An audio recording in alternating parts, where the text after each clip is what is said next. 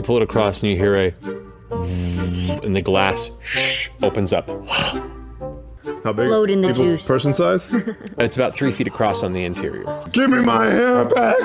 Did you step inside? Yeah. He did. Oh, It God. closes. Oh my god. What are you The doing? gem. Oh boy.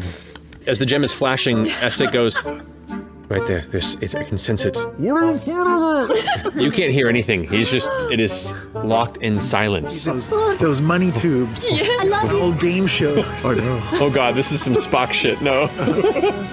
The little gem begins to glow immensely, and you watch as the chamber begins to glow with the same purple energy, where once you just saw Fjord standing in this translucent glass, suddenly the whole thing lights like it's filled with neon purple light, and you just see, for a brief moment, like the skeletal outline of Fjord's body, like it had just been irradiated to an extent. Well, the herring comes back down.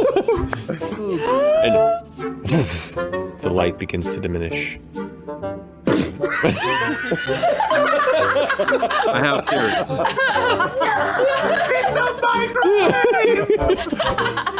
theories. Fjord seems fine. The door opens.